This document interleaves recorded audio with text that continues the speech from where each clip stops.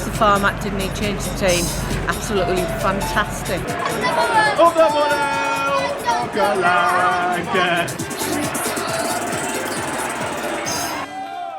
Yep, welcome to the latest edition of RedArmy.tv on the back of that disappointing 2-0 defeat at the hands of Stoke. In the studio. Third time hat-trick man, it is James Lees. James, welcome. Thanks, Dave. Thanks Match ball, you've asked for it already? Yeah, yep, okay then. It's got Kike written on, so it's a bit of an old one. Fine, I can live with that. Okay, mate, good on you. And Tom Green, first appearance, Virgin on the show. Welcome, mate. Thanks a lot. Pleasure to be here. Excellent. We like it being a pleasure.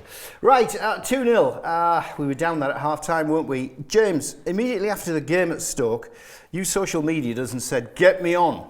You're on. Why did you want to come on? To be fair, I think as soon as the second goal went on, rather than in the match, I'm at the end of my tether, absolutely end of my tether with what's happening at the moment. I've spent the majority of my time over the last 18 months sticking up for Karanka, in methodology, what he's trying to do with the team, but I've seen too much, I wouldn't say mediocre, absolute garbage over the last 3-4 months. The team hasn't improved. I'm done. I'm absolutely I can see. done. I can see it's you're struggling to get it all out. I really am, yeah, and also without swearing as well at the same time. Yeah, we do appreciate that actually. Yeah. Thanks for that. I mean, if we had Chubby in, we could understand, but you know what I mean.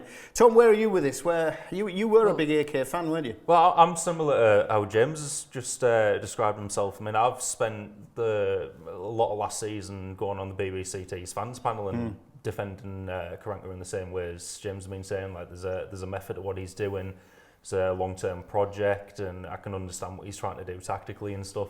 But this season, it's just, there's been, like James says, there's been too many mediocre performances. Particularly the one against Palace was the one that kind of... I was going to ask you, where did you change? Yeah, that was the breaking point for me. They got back from that training break over in Spain, had that really good game against Everton. And I thought that was it. That was going to be the turning point of our season. That was what we were going to press on from there and stay up. And then the Palace game was just absolutely woeful. Like, you should be beating a team that Sunderland have just beat 4-0 a couple of weeks ago. The producer's written down here things to talk about the game. Is it worth us talking about the game, or should we just talk about the fallout? Because we're going to be repeating ourselves. Yeah. Over the last half a dozen games. Where did it go wrong? Where can we improve? What do we have to do to correct this? Well, to be honest, I couldn't talk about the game, Dave. As soon as the first goal went in, I shouted at the telly, walked out the pub, and didn't want to watch it again. I was that annoyed with what I was seeing. Majority, like that first 20 odd minutes, all that was missing from that game was the Benny Hill music. It was absolutely pathetic. It was a joke. As soon as Espinosa came on with his ice boots or whatever, I don't know what he's got on, but he's awful. He can't defend. He don't know what he's doing, and it was just so bad. And nobody really came out of that game with any credit apart from Valdez and Gibson. Yeah, that's it really.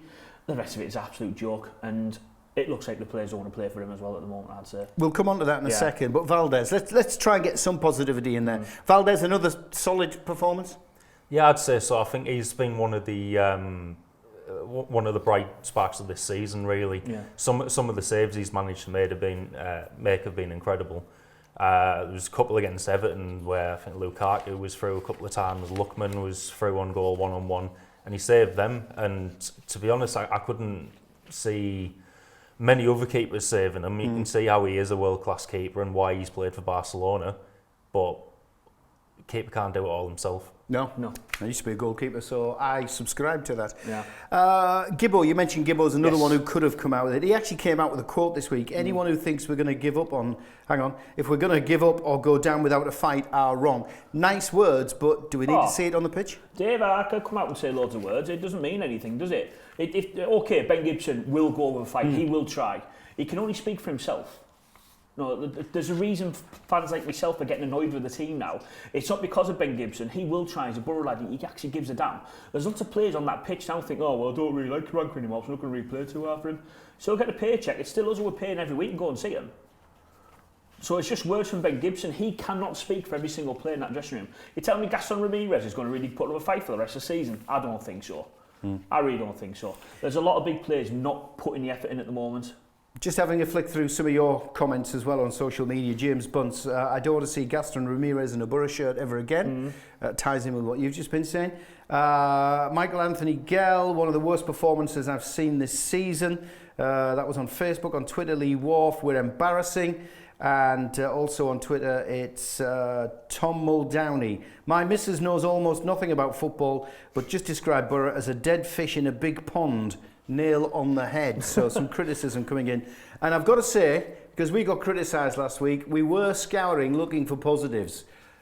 Hardly any out there, if any at all, to be fair. I've seen one or two, and it's not positives. It's more like, I know, but he's got us here, give him a chance. There's no room for sentiment in football. No room whatsoever.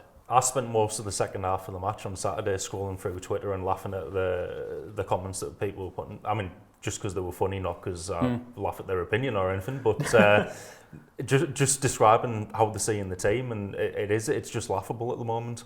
Fans turned against him. Yeah. First game. Yeah. Singing "Go Home" and all this. I wasn't there, so I don't know exactly what the shout was. But is that telling? I think it is very telling again, and our fans will always get behind the team. And they did. They were magnificent. Yeah, Let's make no mistake about it.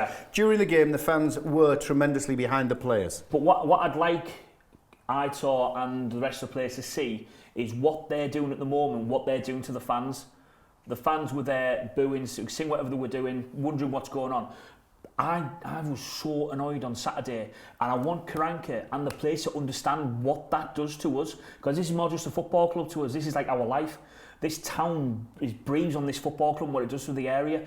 If they're doing that to us on a weekend, we'll like it for the rest of the week. I've been in a foul mood ever since. Absolute foul mood. I was supposed to go out with my wife on Saturday night. I couldn't go. I was in that much of a bad mood. I couldn't. I was absolutely gutted.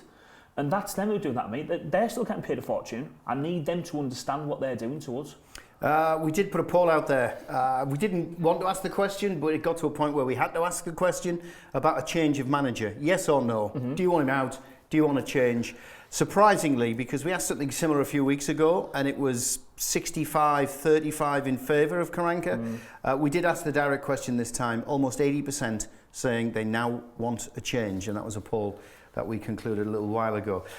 Let's just wrap this up with Joe Nicholson. He's moved abroad. He's in Melbourne. Here he is, though. He did see the game. Here's his match report. So I'm here outside of the Etihad Stadium, not the one in Manchester, the one in Melbourne. For those of you that don't know, I moved to Australia a couple of weeks ago as part of my university degree, and I'm here until July, so unfortunately won't be able to go to any more games this season. I didn't manage to watch the Oxford or the Crystal Palace game. I did manage to see the highlights, but I managed to watch the Stoke game this weekend, and a really poor performance from Borough, which has left them in the relegation zone. And a lot of what I saw was the same old problems, playing the 4-3-3 formation with one up front. It was Gusted at the weekend, got isolated up front, got very little service, not enough numbers getting forward, and just showing very little going forward. And very little creativity to really put Stoke under pressure. They were first to all the second balls, won the midfield battle and ran out quite comfortable winners.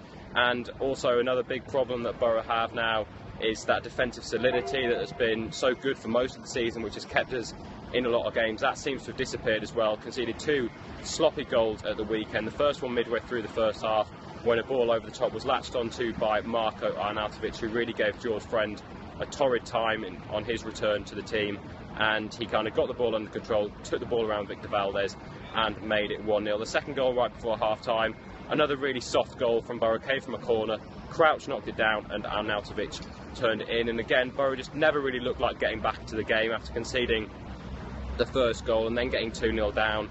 The changes that Aitor Karanka made were again like for like. One central midfielder came off, another came on. Alvaro Negredo was sat on the bench, and it does really feel like something needs to change at the moment for Borough to get out of this mess. Into the relegation zone now for the first time this season, and the signs are looking very worrying. The cup game against Manchester City next week, I suppose, is a welcome distraction, but Borough really do need to get some wins on the board, and some very crucial games coming up that really are now must-win games if Borough are to get out of the bottom 3. OK, thanks for that, Joe. We're not jealous one little bit of you being in Melbourne. Git. A bit of homework to do before we continue with the chat. Middlesbrough Supporters Forum has been formed. You might have seen details in the press and the media. They met this week. Some good news coming out of it, actually. Here's a quick photograph of the meeting in Middlesbrough. Middlesbrough Football Club were there as well. Basically, a panel representing a lot of the fans groups, fans forums, getting together and chatting with the club about how things can be improved. Good news, coach travel with the club's coaches with the away fan travel. Cost of a ticket for kids is coming down quite significantly, so that's great news. We talked about all sorts of stuff, safe standing, but can't do anything because it's illegal. Legally, it's not allowed in the country, so there's not much we can do on that. Talking about train journeys, all that sort of stuff for fans. So quite a few positives coming out of it. Also, a night with Higgy. How do you fancy a night with Higgy? Oh, Mrs. Yes. Yeah, Higgy's in discussion. Top Corner Sports this Friday night. We've got 2 pairs of tickets to give away. 7 o'clock start at Jamie Pollock's place. It used to be the old TA Centre on the Trunk Road in Middlesbrough. If you can answer this question, answers please, via email, studio@redarmy.tv, or you can social media us. God, I'm hip and I'm in. It's at Borough Red Army. The question: what was Craig Higness famous for at the Borough? What was his achievement at the Borough? Was it the fastest player to score 100 goals, or was it B, scored the first goal at the Riverside? So A, fastest player to score 100 goals, B, scored the first goal at the Riverside. Get them in, studio@redarmy.tv, or you can social media us at Borough Red Army. Fellas, we talked about Aitor. Just having a look at the Fly Me threads in the top 5, you might not be surprised to see that his name's mentioned in there. Number 1, Karanka gone. There was talk that he'd already gone this week. Is it a surprise? What, that he hasn't gone? That the talk is there about. Oh no, no surprise whatsoever that the talk is there. That the rumours are going to start now, and the internet's rife with them, aren't they? You were a big Aitor fan, weren't you? Up until the Palace game. You did well. You were last season, and you defended him up until the Palace game. Yeah. Does he need to go? Do we need that change? To be honest, I'm struggling to see other options. If he's kind of unwilling to change his formation or his playing style, and especially setting up to defend and play for a draw against teams like Palace, I'm not sure how we're going to survive with that formation or playing style. Second on the threads, I hope we get thrashed on Saturday. A few Borough fans saying they need that just to put the nail in Aitor's coffin. They say it, not us. 3, how can Aitor get us out of this situation? 4, Karanka will be gone by January. 5, do the players need to take some of the blame? That's an interesting one we could talk about all night. But I suppose at the end of the day, the boss puts the team out, gives them the tactics and tells them how to play. Interesting stuff, the top 5. I'll tell you what we'll do. We'll take a quick break, we'll calm ourselves down, see if you can compose yourself, James, see if we can get some positivity out, because I'm getting all the blame, I'm getting shouted at. We'll be back with a little bit more talk on Aitor before we have a look to that big game in the FA Cup. Catch you soon.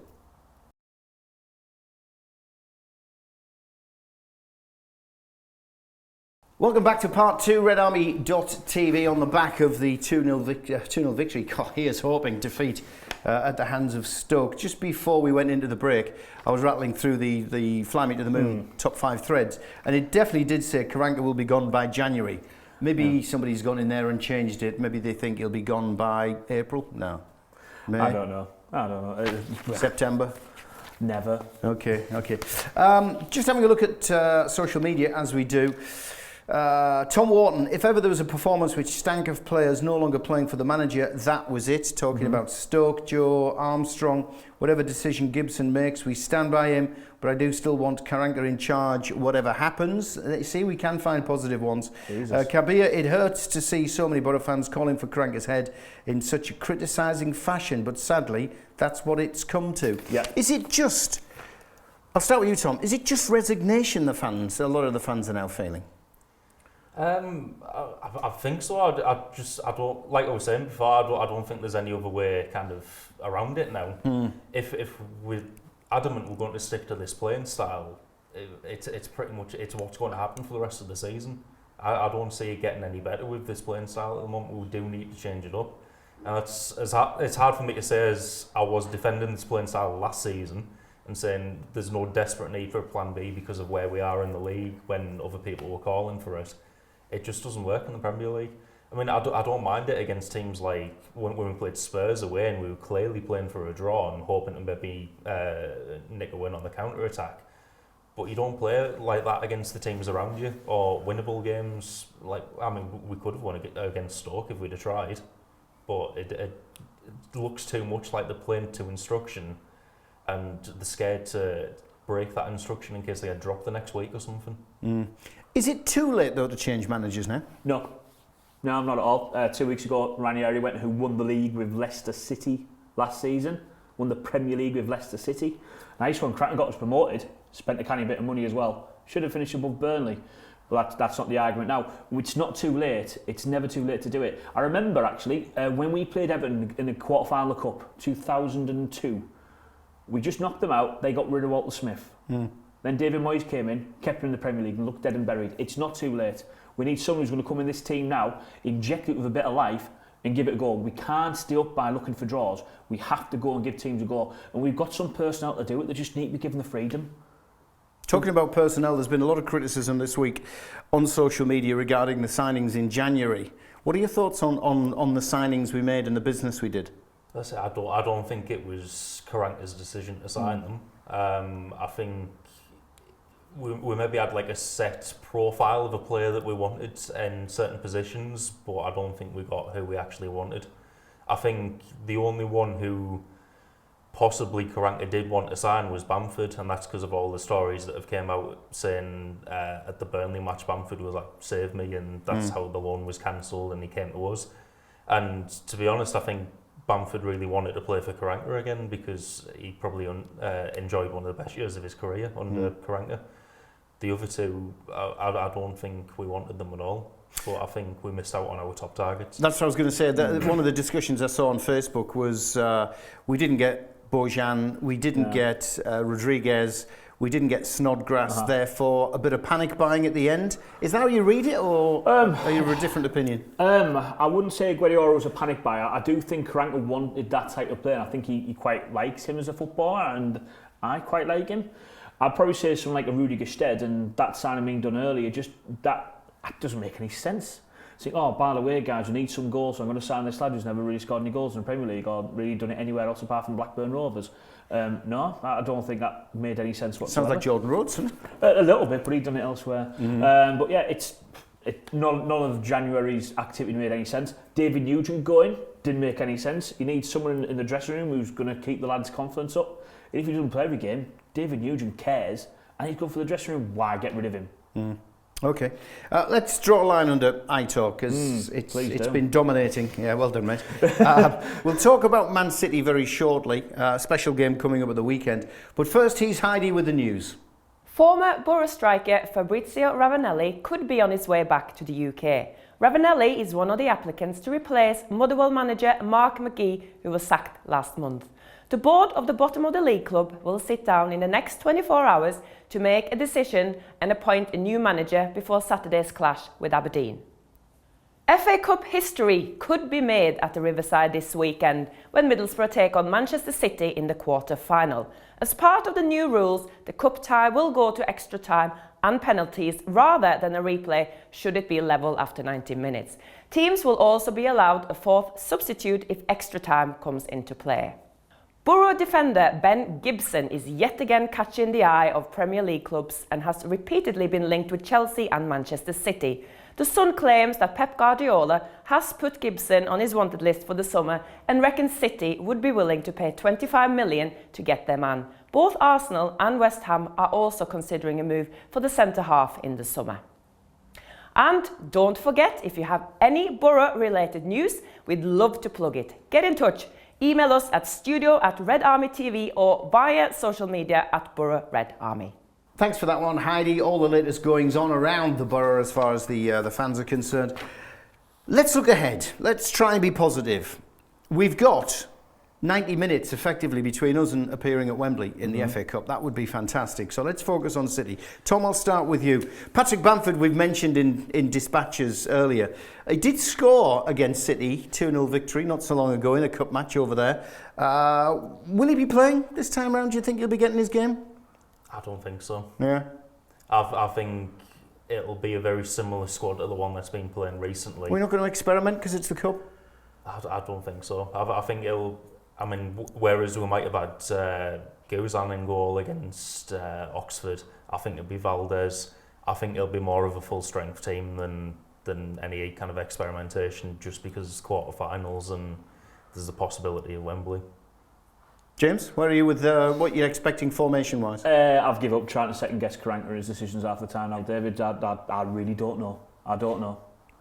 Okay then, if you were AK, who would you be playing? If I was Karanka, I would be going a full-strength team and doing anything in my power to make sure Bernardo Espinosa doesn't wear a Borough shirt on Saturday. Oh mate, come on. He's awful, bless his cotton socks. He tries hard, but I'll go try hard for free. I'll still be pants. FA Cup then.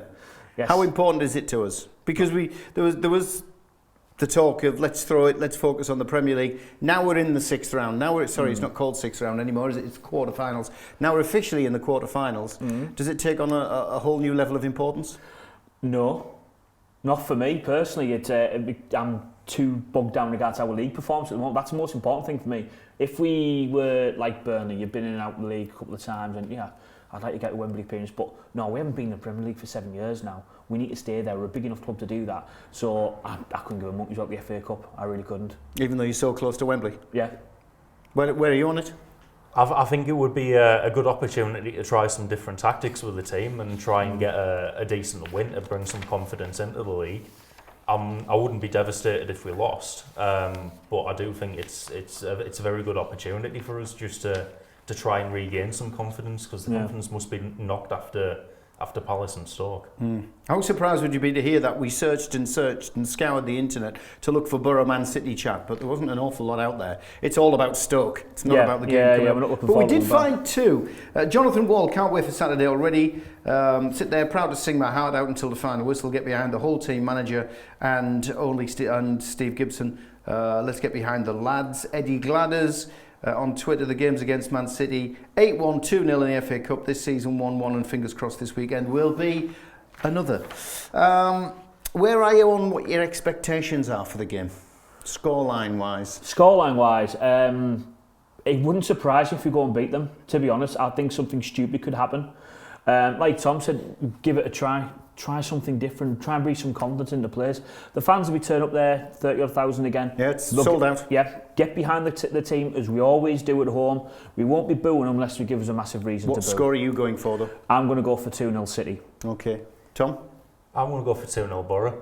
I think big shout. I'm going to be optimistic. I think the last time I was at an FA Cup quarter-final at the Riverside was the dreaded Cardiff game, so I'm going to go for a reverse of that scoreline, and we're the underdog this time, we can do it. Yeah, I'd love to go positive, but I can't. I think we're going to get done 2-0 also, but there you go. I'm keeping my fingers crossed for the victory. Fellas, thank you very much. Just before we disappear, and please come back again quickly. You're based here, aren't you? Yeah. Zeitgeist 77, good mates of ours. Good morning, Teesside and all that. They're on tour, the Georgian Theatre in Stockton, 31st of March. They're on with Urban Voodoo Machine. We said we'd give them a plug, and we'll catch you next week. See you.